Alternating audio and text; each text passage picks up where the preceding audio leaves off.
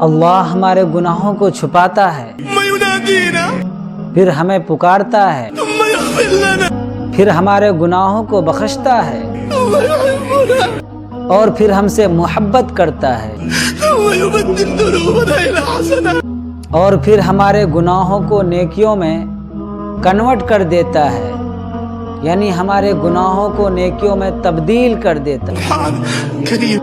کتنا کریم رب ہے، اتنا کریم رب کہ ہم سوچ بھی نہیں سکتے کہ اللہ نے ہم سے کتنی محبت کی ہے۔ کیا اب اس محبت کا تقاضا نہیں ہے کہ ہم اس رب کریم کی اطاعت کریں؟ کیوں ہم صرف چند لمحوں کے لیے اللہ کی اطاعت کرتے ہیں اور ہماری اطاعت 24/7 نہیں ہے؟